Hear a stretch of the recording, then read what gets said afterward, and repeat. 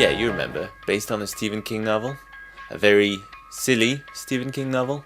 The film was released back in 2003 and starred the likes of Jason Lee, Damian Lewis, and Timothy Olyphant. And Timothy Olyphant. And Timothy Olyphant. All three of these. And guess who was there to witness this now infamous horror masterpiece? Front row matinee, I was fucking there. Now you might be wondering how a film like Dreamcatcher could possibly make it onto my top 100 favorite films of all times list. I'll tell you how. Oh my god! No! Ass aliens. Dreamcatcher is fucking genius.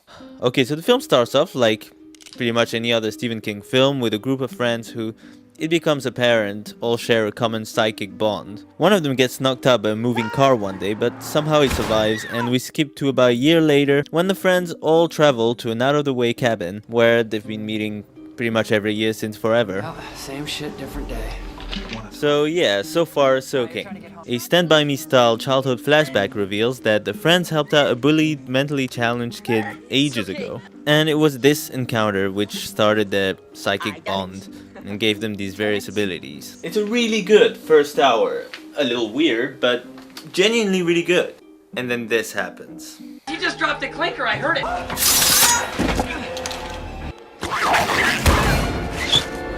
Like I said, ass aliens. Or shit weasels if you want to get technical. What about the shit weasels? Want to see how this scene ends? It's pretty great. What do you want? I can genuinely say I did not see that coming. But from that point on, Dreamcatcher transcends every conceivable logic to become fucking hilarious. It's beautiful. The army comes in, led by a psychotic general played by Morgan Freeman, who has never been better by the way, and it turns out that the whole forest has been quarantined to avoid the spread of an infection brought down by a bunch of shape-shifting ass aliens hell-bent on taking over the world. That makes perfect sense! The beauty of this whole thing is that all the grey characters which were introduced to us each get a chance to either ham it up, die in very entertaining ways, or say the silliest lines. Fuck me, Freddy.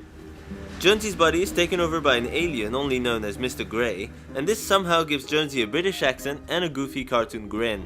Jonesy? That's what your friends call you, isn't it? Let's be friends! Let's be friends! Let's be friends! At this point, I'd just like to stop and show you my favorite bit of the whole movie.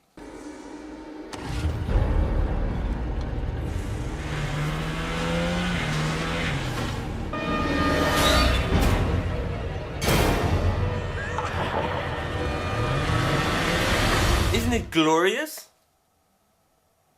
Answer me! I know I'm wasting time, but I'm watching that shit again. Aim a fucking zing. Amazing. Luckily, the real Jonesy has a memory warehouse inside his own head where he stores all his thoughts and memories. Don't ask. American original Jonesy is therefore stuck there and tries to keep certain memories hidden from Mr. Grey. Meanwhile, Olyphant gets drunk off his ass and goes to take a piss before getting his dick bitten off by a shit weasel. Olyphant, who earlier demonstrated the most subtle way to ensure product placement. You want a candy bar before the aspirin. Mars bar. Mars bar! It'll come out of your ass! Mars bar.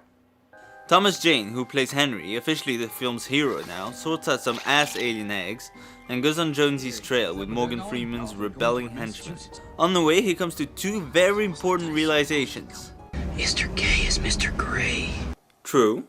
Here you come to save the day. Mighty Mouse is on the way! Also true. In one perplexing scene, he even uses his gun as a phone to speak to Jonesy's brain. It only doesn't make sense if you think about it. So all this shit's happening. Henry finally gets to Duddit's house. Who's Duddits? I done it. Duddits is indeed still alive, but dying. Henry takes him on so he can help with the whole alien adventure, seeing as he's magical and everything. It all comes to a thrilling climax in which Morgan Freeman's helicopter is blown up and the bullshittiest thing happens. That it.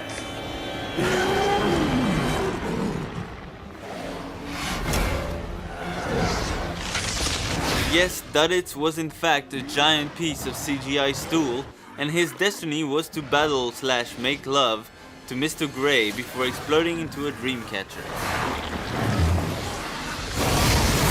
I know it sounds dumb, but that's just because it's so dumb.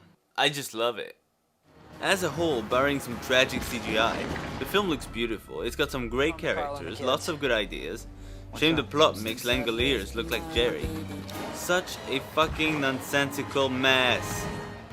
It's great. I can't even say it's a bad film. The first half is legitimately good.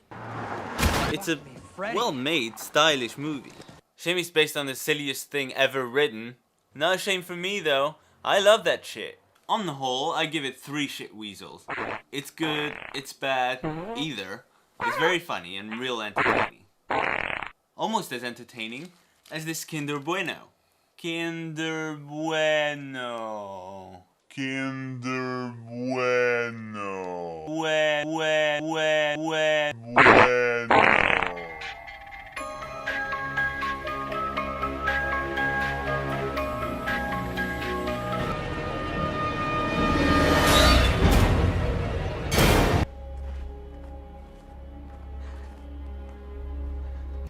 I think it's crap.